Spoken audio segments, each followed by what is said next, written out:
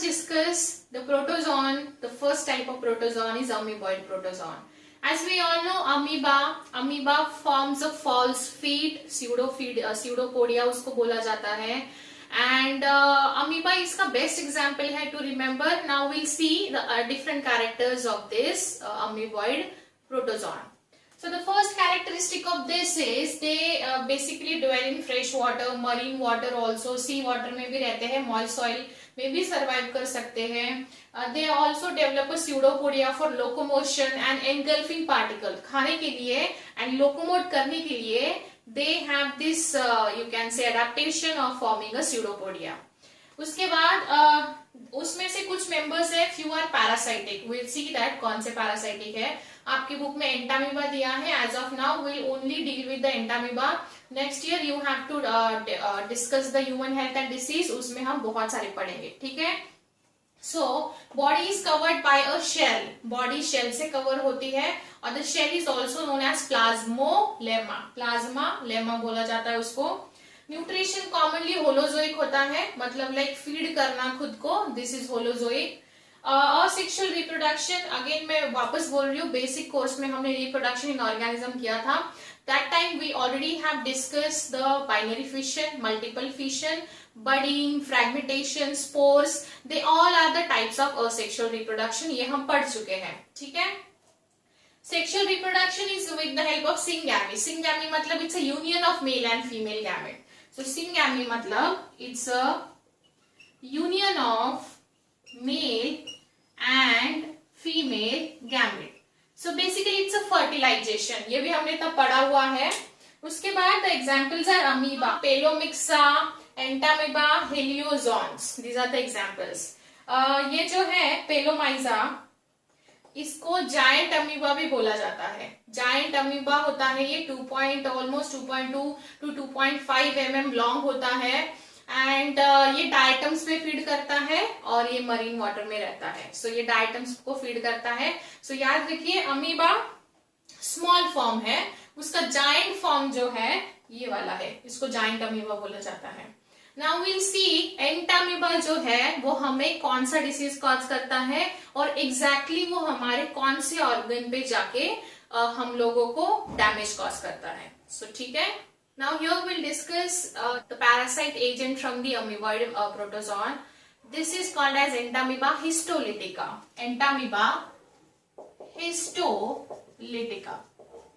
Entamoeba histolytica is pathogenic for us, मतलब ये disease cause करता है. और ये कौन सा डिसीज कॉज करता है? ये हमें अमीबिक डिसेंट्री और it is also called as amoebiasis, ठीक है, उसका दूसरा नाम है ये.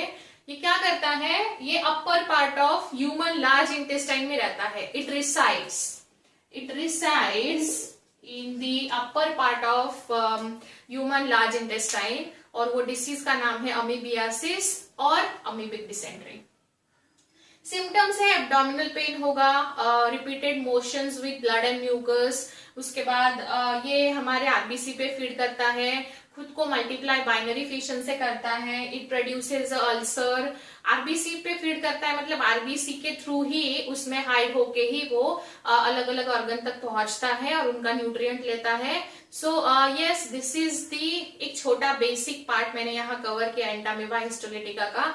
ये कैसे होता है, इसका प्रिवेंशन एंड ऑल हम सब 12th स्टैंडर्ड में पढ़ने वाले हैं. बट याद रखिए तब मैं आपसे पूछूंगी तब आपको रिकलेक्ट होना चाहिए आपके मेमोरी में, हमने ये अमीबॉइड प्रोटोजोन में पढ़ा है, ठीक है. सो ये हमने पढ़ा पूरा amoeboid protozoan. Now will see the next type of protozoan, ठीक है. Now the next type of protozoan is a flagellated. Flagellated means they have a flagella for the locomotion, right? It is a very simple type of protozoan, ठीक है. So ये free living हो सकता है, it may be a parasitic also. It is also having a body covering which is in the form of firm pellicle. Nutrition is holozoic. Saprophytes हो सकता है, parasite हो सकता है, right? तो same ही है. उसके बाद asexual reproduction is with the help of binary fission. But sexual reproduction जो है वो बहुत कम फॉर्म में रिकॉर्ड किया गया है. इसके कुछ मेंबर्स हैं, they are parasitic for us, like they are pathogenic for us which causes disease, ठीक है. तो एक बहुत इंटरेस्टिंग सा केस मैंने, एक बहुत ही इंटरेस्टिंग डिसीज मैंने यहाँ आपको अभी मैं पढ़ा रही हूँ. Next year human health and disease में हम बाकी डिसीज पढ़ेंगे इसके, लेकिन ये बहुत इंटरेस्टिंग है इसीलिए यहाँ मैं इसको कवर कर रही हूँ। The disease causing parasitic agent is Trypanosoma. Trypanosoma ये एजेंट है, ये जनरली स्लीपिंग सिकनेस कॉज करता है, इतना बुक में दिया है। लेकिन आप बिलीव नहीं करोगे, स्लीपिंग सिकनेस के भी 3 से 4 टाइप है, ठीक है। तो यहाँ देखिए ट्रिपैनोसोमा दिया हुआ है, लेकिन इसकी स्पेसीज अलग अलग है। जैसे स्पेसीज अलग अलग होती जाती है, डिसीज चेंज होता जाता है वो स्लीपिंग सिकनेस ही, लेकिन रीजन जैसे अलग अलग पार्ट्स ऑफ अफ्रीका या अमेरिका ऐसा वो कॉज करता है। सो स्लीपिंग सिकनेस में अमेरिकन स्लीपिंग सिकनेस है, अफ्रीकन स्लीपिंग सिकनेस है, रोडेशियन स्लीपिंग सिकनेस है। इसमें डिफरेंस ये है कि उनका जो कैरी करने वाला एजेंट है वो अलग है, ये डिसीज अलग अलग मीडियम से कॉज होता है। And at the same time they also have a different species, ठीक है। जिनका सेम है ट्रिपैनोसोमा, इसीलिए बुक में भी देखो ट्रिपैनोसोमा मेंशन किया है।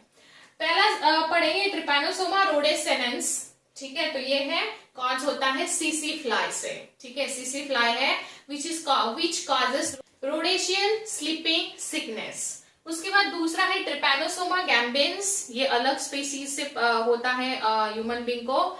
अभी इसमें आपको याद रखना है ये found in western and central parts of the Africa. So इसको अफ्रीकन स्लीपिंग सिकनेस भी बोला जाता है। So this is African sleeping sickness, ठीक है, याद रखिए African sleeping sickness caused by Trypanosoma gambiense. फिर उसके बाद this is transmitted again by the सीसी फ्लाई, सीसी फ्लाई से होता है and this is also called as Gambian sleeping sickness because उसकी स्पीसीज अलग है इसीलिए। ये western and central parts of the Africa पाया जाता है ये स्पीसीज, और वहां वाले एरिया में वो ये कॉज करता है। ये एंटीलॉप आपको पता होगा, एंटीलॉप ये एनिमल है, उसके बॉडी में रिजर्व होस्ट जैसा रहता है, बट ये वो फ्लाई और वो होस्ट को कुछ नहीं करता है। पता होगा ना आपको, इसको बायोलॉजिकल रिजर्वायर भी बोला जाता है। रिजर्वायर मतलब जैसे ऐसा माना जाता है जैसे कोरोना किसी एनिमल से आया है लेकिन वो एनिमल को कोई हार्म नहीं करता है। जैसे इबोला था, ऐसा बोला जाता है बैट से आया था लेकिन बैट को वो हार्म नहीं करता है। सो इसीलिए रिजर्व मतलब वो उनके बॉडी में रहता है लेकिन उनको कुछ कॉज नहीं करता है, वो उनका घर है, आप बोल सकते हो। बायोलॉजी से थोड़ा सा हटके याद रखना है, तो वो उनका घर है जहां वो रहते हैं, उसमें वो घर को कुछ नहीं करते हैं। तो उनका घर कौन सा है, वो किसको डैमेज नहीं करते हैं, एंटीलॉप। ये याद रखिए, कुछ अलग है इसलिए मैंने यहाँ कवर किया। ये हमारे बॉडी में फूड अब्सॉर्ब करता है विद द बॉडी सरफेस, ठीक है। इसमें ना ही कॉन्ट्रैक्टाइल वैक्यूल है, ना ही ये स्यूडोपोडिया फॉर्म कर सकता है। ये हमारे ब्लड प्लाज्मा में रहता है। फिर उसके बाद इवेंचुअली ब्लड प्लाज्मा से वो हमारे सेरेब्रोस्पाइनल फ्लूइड में जाता है, ब्रेन में। फिर उसके बाद वो हमारे कहाँ जाता है, ब्रेन में। ब्रेन में सेरेब्रोस्पाइनल फ्लूइड, जिसको CSF बोला जाता है, सेरेब्रोस्पाइनल फ्लूइड, हम पढ़ने वाले हैं ह्यूमन फिजियोलॉजी में। सो ब्लड प्लाज्मा में रहेगा, फिर वहां से उसको लगेगा कि चलो अभी हम अटैक कर सकते हैं इस ह्यूमन बीइंग पे, तो ब्रेन में जाएगा, अटैक करेगा। सेरेब्रोस्पाइनल फ्लूइड हम एक्सटर्नल शॉक से बचाता है, हमारी ब्रेन का प्रेशर मेंटेन करता है, हम वो अल्कलाइन होता है। जनरली एक एडल्ट में 100 to 120 ml होना चाहिए, ये अल्कलाइन होता है। बहुत सारी चीजें लाइक ब्रेन को जहां है वैसे ही फिट एंड फाइन कंडीशन में रखने के लिए हेल्प करता है। सो क्या होता है, उसके ब्रेन डैमेज होना शुरू हो जाता है, तो ये पेशेंट्स को लिथार्जिक एंड अनकॉन्शियस करता है। सो ये होता है स्लीपिंग सिकनेस में। स्लीप का और इसका कोई कनेक्शन नहीं है, बट वैसे भी इतना कुछ होगा तो उस इंसान को वैसे भी नींद नहीं आएगी, ठीक है, इसलिए शायद इसको स्लीपिंग सिकनेस नाम दिया होगा। देखो ये ट्रिपैनोसोमा क्रूजी है, ये कहाँ पाया जाता है, अमेरिका में, साउथ अमेरिका में, इसलिए इसको क्या बोला जाता है, साउथ अमेरिकन ट्रिपैनोसोमिएसिस, ठीक है। सो देखो अलग अलग एरिया में अलग अलग नाम एंड स्पेसीज है इसके। ये इसमें फीवर होता है, डायरिया होता है, अनीमिया होता है, एंड लिम्फ ऑर्गन्स जो होते हैं, लिम्फ नोड्स, वो थोड़े से एनलार्ज हो जाते हैं। लिम्फ नोड्स मतलब टॉन्सिल, टॉन्सिल एक टाइप का लिम्फ नोड है हमारा। सो यहाँ आप लिख सकते हो enlargement of lymph nodes. Enlargement of lymph nodes भी होता है इसमें, जैसे मैंने अभी आपको बताया टॉन्सिल एक बेस्ट एग्जांपल है टू रिमेम्बर लिम्फ नोड्स। उसके बाद ह्यूमन बीइंग कैसे इन्फेक्ट होता है। ह्यूमन बीइंग का अगर कोई सपोज कहीं चोट लगी है, कुछ वुंड है, उसमें कंटेमिनेशन होता है। किसका? एक बग है, ट्राई एटोमिड बग। वो बग का फीकल मैटर जो है वो अगर आपको कहीं लाइक सपोज कहीं कट हुआ है और यहाँ कट हुआ है और वो बग का फीकल मैटर यहाँ से अगर बॉडी में एंट्री करता है तो वो आपको डिसीज होगा। तो देखा जाए तो इसके कैरिंग एजेंट्स भी अलग है, ठीक है, और इसकी स्पेसिस भी अलग है और अलग अलग रीजन में पाया जाता है ये। इसीलिए मे बी इसको जीनस एक है लेकिन अलग अलग sleeping sickness with different species cause होता है।